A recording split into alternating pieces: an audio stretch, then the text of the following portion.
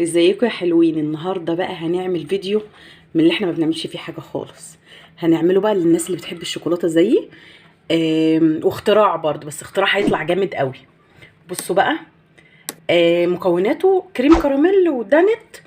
وهنشوف بقى اللبن اللي معانا ده عاملينه ازاي برضه. ده بقى بصوا، ده لبن محطوط عليه معلقتين من اللي هو الكريمه، كريم جانتيل عادي، ودوبتهم فيه.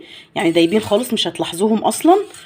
وده 500 جرام لبن، يعني عشان الكيس بتاع الكريم كراميل ده بيحتاج يعني ايه نص كيلو لبن. تمام. فهو لبن ساقع عادي ومتحلي، ومحطوط عليه معلقتين كريم جانتيه. بس معموله، يعني انا كنت عاملاها اوريدي وعندي، ودوبتهم فيه يعني خالص مفيش خالص، او مش هتحسوا بيهم. دلوقتي بقى هفضي الكيس بتاع الكراميل اللي معايا. هقعد بقى ادوبها كويس. هي كده كده اوريدي ما كانتش على النار. هقعد ادوبها وهي بره من على النار. احنا بقى بحب الفيديوهات اللي بتبقى زي دي كده، سهله كده وسريعه وحلوه قوي بالليل كده وانتي قاعده ومش لاقيه حاجه تعمليها، او عايزه تتفرجي على فيلم وعايزه حاجه تاكليها معاه. كده خلاص انا دوبت محتويات الباكو اللي انا فضيته. هركنها على جنب دلوقتي، ما تحطوهاش على النار دلوقتي غير لما تحطوا الحاجات اللي احنا هنحطها في قلب الطواجن اللي هنقدمها. مع كل علبة كراميل بيبقى معاها اللي هو الكراميل اللي تحت ده. مع كل علبة كريم كراميل يعني هفضي في كل طاجن شوية كده تحت. بسم الله.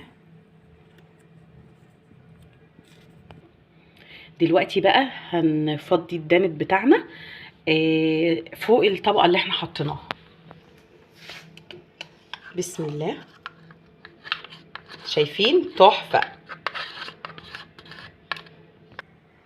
بعد ما خلاص وزعنا الدانت زي ما انتوا شايفين، هناخد بقى الحلة بتاعتنا بتاعت الكريم كراميل، وهرفعها على النار.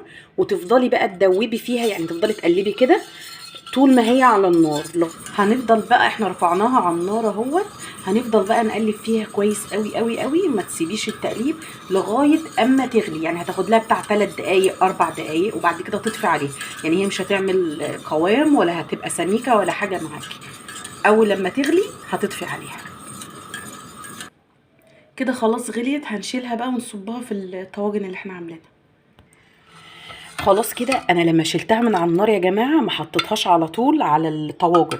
انا سبتها تبرد خلاص. هي يعني فيها نسبيا، فيها يعني لسه ما بردتش قوي، بس ما ينفعش ان انا اسيبها خالص عشان ما تجمدش. هبتدي بقى احطها على الطواجن. بسم الله.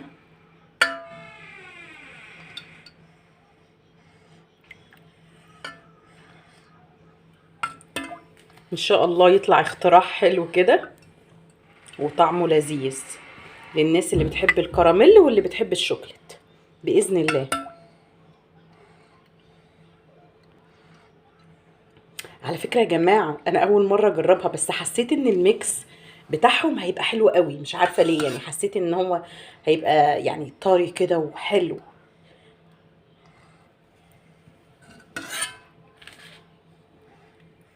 خلاص كده احنا فضينا زي ما احنا شفنا. هناخد بقى الطواجن بتاعتنا التحفة ديت وهندخلها التلاجة لغاية ما تمسك كده. هي مش تاخد وقت، وبعدين هنطلعها بقى ونشوف طعمها وشكلها عامل ازاي. ده بقى يا جماعة كريم كراميل بتاعنا بعد ما طلعناه من التلاجة. الاختراع بتاعنا حكاية. شايفين عامل يعمل ازاي؟ رائع. انا لسه هقلبه دلوقتي في الطبق ونشوف شكله ايه. بسم الله الرحمن الرحيم. يا سلام، رائع. ايه الجمال ده يا جماعة؟ والله الواحد عليه شوية اختراعات.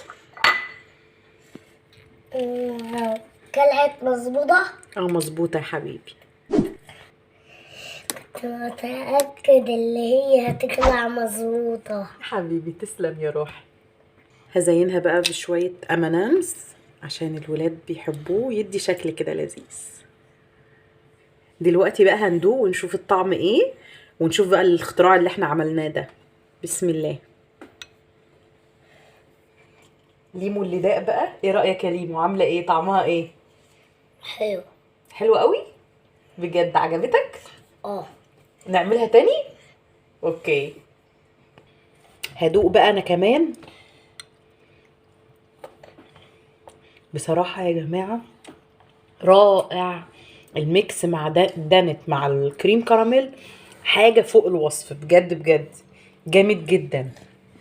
جربوه بجد هتحبوه.